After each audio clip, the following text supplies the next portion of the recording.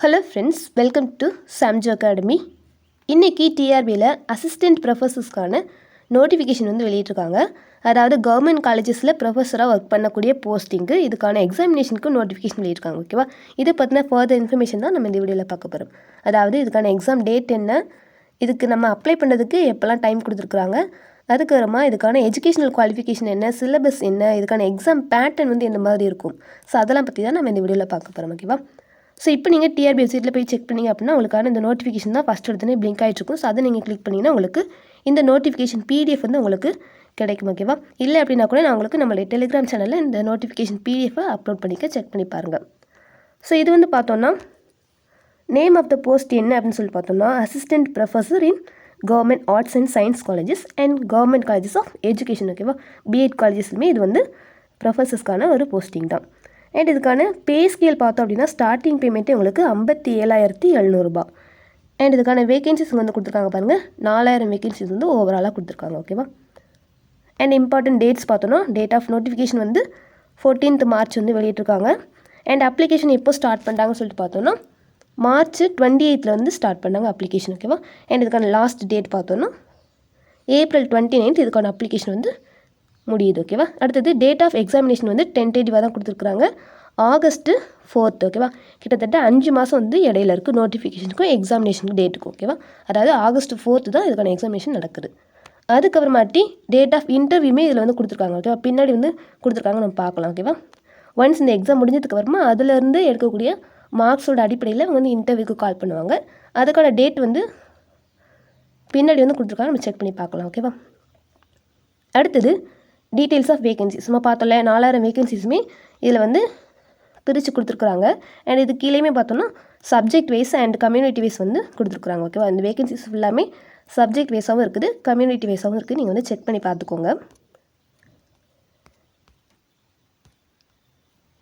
Next ரிசர்வேஷனுமே follow ஆகுது, vertical reservation and horizontal reservation follow ஆகுது. Next பிஎஸ்டிஎம்க்குமே இதில் வந்து இருக்குது. அடுத்தது பர்சன்ஸ் வித் டிசபிலிட்டிஸுமே கொடுத்துருக்குறாங்க.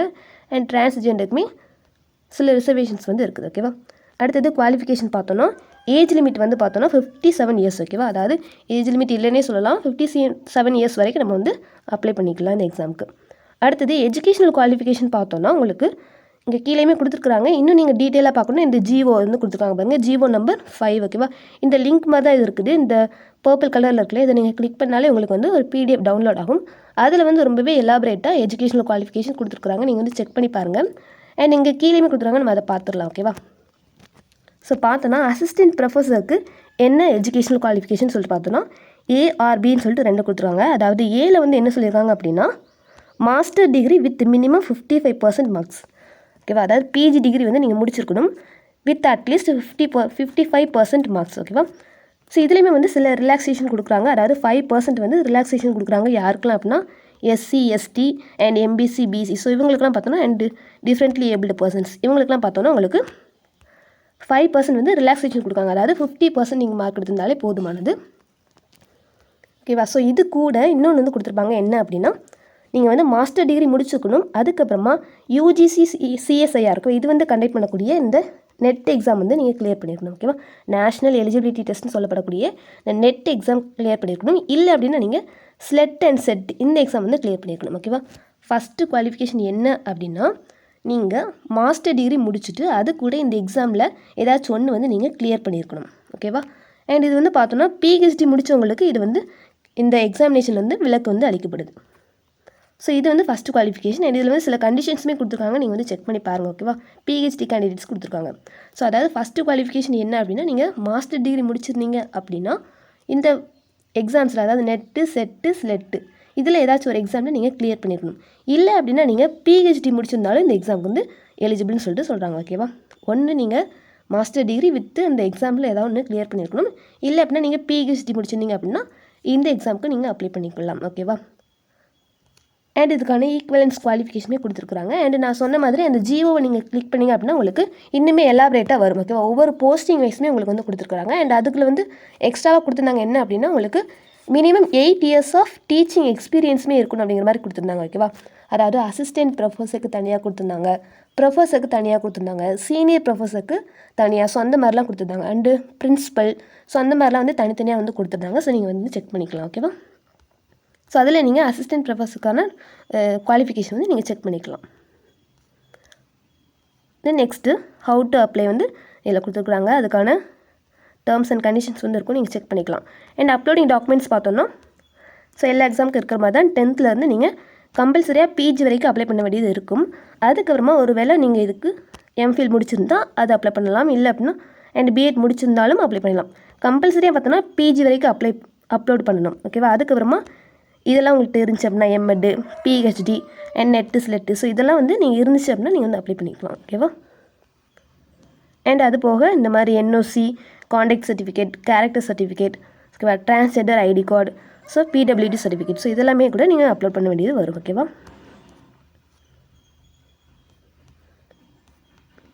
தென் நெக்ஸ்ட்டு ஸ்கீம் ஆஃப் எக்ஸாமினேஷன். ஓகேவா? ஸோ ஃபஸ்ட்டு எந்த ஒரு எக்ஸாமுக்கு நம்ம அப்ளை பண்ணாலுமே ஃபஸ்ட்டு அந்த எக்ஸாமோடைய ஸ்கீம் வந்து தெரிஞ்சுக்கணும். அதாவது எந்த பேட்டர்னில் எக்ஸாம் வந்து நடக்குது அண்ட் அதுக்கான சிலபஸ் என்ன, ஸோ இதெல்லாம் வந்து தெரிஞ்சுட்டு தான் அந்த எக்ஸாமுக்குலாம் நம்ம வந்து படிக்கவே ஆரம்பிக்கணும். ஓகேவா? ஃபஸ்ட்டு ரொம்பவே முக்கியமான இந்த ஸ்கீம் ஆஃப் எக்ஸாமினேஷன் நம்ம பார்த்துடலாம்.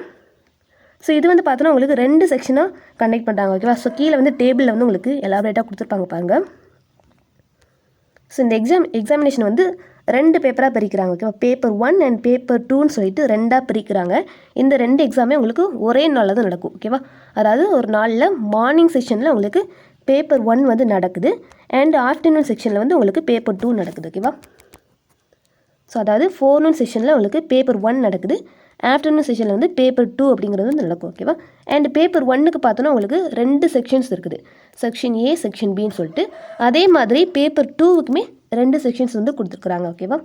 அதாவது ஃபஸ்ட்டு பேப்பர் 1க்கான செக்ஷன் ஏல பார்த்தோன்னா உங்களுக்கு லாங்குவேஜுக்கு தமிழ் லாங்குவேஜில் வந்து கேள்விகள் இருக்கும். பாருங்கள், 25 questions from Tamil language and 25 questions from GK, especially on current affairs. ஓகேவா?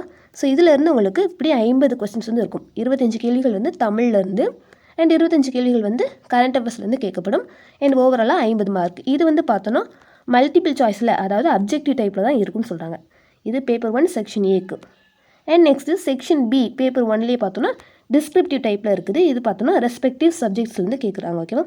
அதாவது உங்களுடைய மேஜர் பேப்பர் என்னவோ ஸோ அதுலேருந்து கேட்குறாங்க, டிஸ்கிரிப்டிவ் டைப்பில் வந்து இருக்கும்.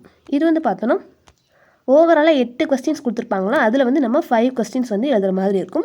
ஒவ்வொரு கொஸ்டினுக்கும் 10 மார்க். ஓகேவா? ஓவராலாக 50 மார்க். ஸோ இப்போ பேப்பர் 1க்கு மொத்தமாக பார்த்தோன்னா செக்ஷன் ஏல 50 மார்க், செக்ஷன் பியில் வந்து 50 மார்க், மொத்தமாக 100 மார்க்குக்கு நம்ம பேப்பர் 1 வந்து எழுதுகிறோம். இது வந்து மார்னிங்கில் முடிஞ்சிருது. அடுத்தது ஆஃப்டர்நூன் பார்த்தோன்னா பேப்பர் 2 வந்து எழுதுகிற மாதிரி இருக்கும்.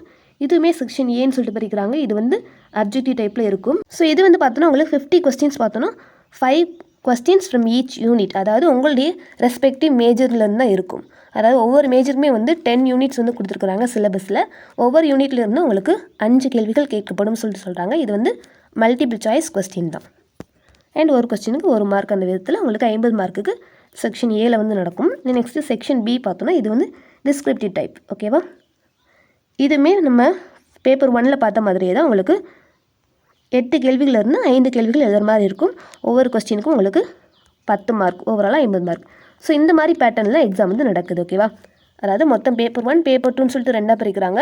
அண்ட் 2லேயுமே 2 செக்ஷன்ஸ் வந்து இருக்குது. ஓகேவா? பேப்பர் 1 மார்னிங் நடக்கும், பேப்பர் 2 வந்து ஆஃப்டர்நூன் நடக்கும். ஸோ இதுதான் வந்து எக்ஸாம் பேட்டர்ன். அண்ட் இந்த எக்ஸாமில் எடுக்கக்கூடிய மார்க்கின் அடிப்படையில் ஓகேவா மெரிட்டில் வரவங்களுக்கு வந்து நம்ம இன்டர்வியூக்கு கால் பண்ணுவோம் அப்படிங்கிற மாதிரி சொல்லியிருக்கிறாங்க. இது வந்து பார்த்தோன்னா உங்களுக்கு 30 மார்க்குக்கு இந்த இன்டர்வியூ வந்து நடக்குது. அண்ட் இந்த 30 மார்க்குமே எப்படி அலோகேட் பண்ணுறாங்க ஸோ அப்படின்னு சொல்லிட்டு இதில் கொடுத்துருக்காங்க பாருங்கள். So content. ஓகேவா? அதாவது அவங்களுடைய சப்ஜெக்டில் அவங்க எவ்வளவு நாலேஜாக இருக்காங்க ஸோ அதை பொறுத்து 9 மார்க் கொடுக்கப்படுமா. அதுக்கப்புறமாட்டி அவங்களுடைய ப்ரெசன்டேஷன். ஓகேவா? கேட்குற கேள்விகளுக்கு எப்படி வந்து ஆன்சர் பண்ணுறாங்க, கிளியராக, அண்டர்ஸ்டாண்டபிளாக, ஆடிபிளாக, ஸோ இந்த மாதிரி வந்து ஆன்சர் பண்ணாங்கன்னா அதுக்கு வந்து 9 மார்க்ஸ். அதுக்கப்புறமா லாங்குவேஜ் ப்ரொஃபிஷியன்சி. ஓகேவா? இங்கிலீஷ் அண்ட் தமிழில் அவங்க வந்து எதில் வந்து ப்ரொஃபிஷியண்ட்டாக இருக்கிறாங்கன்னு பொறுத்து அதுக்கு வந்து 6 மார்க் அலோகேட் பண்ணுறாங்க. அதுக்கப்புறமா பர்சனல் கேரக்டரிஸ்டிக்ஸ். ஓகேவா?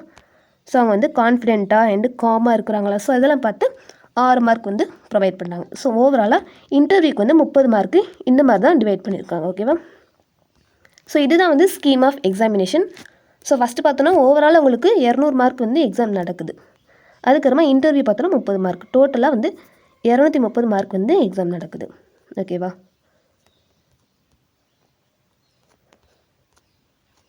ஸோ இதுக்கப்புறமா நம்ம சிலபஸ் பார்த்துடலாம்.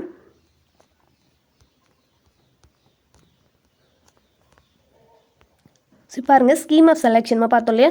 ரிட்டன் எக்ஸாமினேஷன் வந்து பேப்பர் 1 பேப்பர் 2ன்னு சொல்லிட்டு நம்ம வந்து எழுதுற மாதிரி இருக்கும். அதுக்கப்புறமா உங்களுக்கு வந்து இன்டர்வியூ வந்து வைப்பாங்க. ஓகேவா?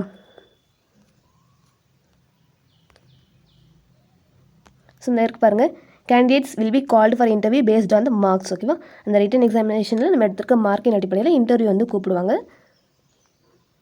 அண்ட் லாஸ்ட்டாக வந்து ப்ரொவிஷனல் செலெக்ஷன் லிஸ்ட் வந்து வெளியிடுவாங்க. ஓகேவா?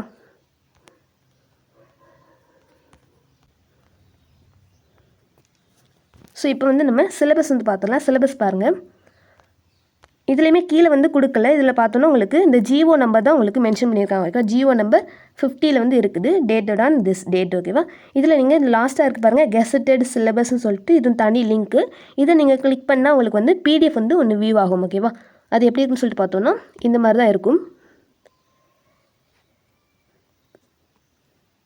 ஸோ இந்த பிடிஎஃப் எல்லாமே நான் உங்களுக்கு நம்மளுடைய டெலகிராம் சேனலில் உங்களுக்கு அப்லோட் பண்ணுறேன். நீங்கள் வந்து செக் பண்ணி பாருங்கள். ஓகேவா? ஸோ இது வந்து பார்த்தோன்னா பாருங்கள், ஹையர் எஜுகேஷன் டிபார்ட்மெண்ட்கான சிலபஸ் பிடிஎஃப் தான் இது. ஸோ இதில் வந்து இவ்வளோ சப்ஜெக்ட்ஸ்க்கான சிலபஸ் வந்து கொடுக்குறாங்க. ஓவராலாக வந்து 49 சப்ஜெக்ட்கான சிலபஸ் வந்து இதில் ப்ரொவைட் பண்ணியிருக்காங்க. ஓகேவா? ஸோ இப்போ இதில் நீங்கள் எப்படி சர்ச் பண்ணணும் அப்படின்னா, இதில் கோட் நம்பர்னு சொல்லிட்டு லெஃப்ட் சைடில் கொடுத்துருக்காங்க பாருங்கள். ஸோ இன்கேஸ் நீங்கள் இப்போ மேத்தமெட்டிக்ஸ் வந்து சர்ச் பண்ணணும்னு சொல்லிட்டு பார்த்தோன்னா, மேத்தமெட்டிக்ஸ் அப்படிங்கிறது 30th கோடு. ஸோ நீங்கள் வந்து அதை வச்சு சர்ச் பண்ணிக்கலாம். ஓகேவா? அதாவது ஒவ்வொரு சிலபஸோட ஸ்டார்டிங்லையுமே இந்த ரைட் கார்னரில் இருக்குது பாருங்கள், கோட் நம்பர் 28ன்னு சொல்லிட்டு பார்த்தோன்னா, இப்போ நம்மளுடைய சப்ஜெக்ட்டில் மேத்தமெட்டிக்ஸ் வந்து கோட் நம்பர் 30. ஸோ இந்த மாதிரி வந்து நீங்கள் சர்ச் பண்ணி பார்த்துக்கலாம் உங்களுடைய சிலபஸில். அண்ட் ஒவ்வொரு சப்ஜெக்ட்டுமே உங்களுக்கு 10 யூனிட்ஸ் வந்து கொடுத்துருக்குறாங்க. ஸோ அதில் இருந்தால் உங்களுக்கு கேள்விகள் கேட்கப்படும் அப்படிங்கிற மாதிரி நம்ம எக்ஸாம் பேட்டர்னில் வந்து பார்த்துருந்தோம் இல்லையா? ஸோ இந்த மாதிரி நீங்கள் உங்களுடைய சிலபஸை இந்த லிங்க்கை கிளிக் பண்ணி நீங்கள் வந்து செக் பண்ணி பார்த்துக்கோங்க. ஓகேவா? உங்களுடைய சப்ஜெக்ட் என்னவோ அதை வந்து நீங்கள் செக் பண்ணி பார்த்துக்கிடலாம். இல்லை அப்படின்னா நான் உங்களுக்கு இந்த நோட்டிஃபிகேஷன் பிடிஎஃப் அண்ட் சிலபஸ் பிடிஎஃபை நான் உங்களுக்கு நம்மளுடைய டெலகிராம் சேனலில் அப்லோட் பண்ணுறேன். செக் பண்ணி பாருங்கள். ஓகேவா?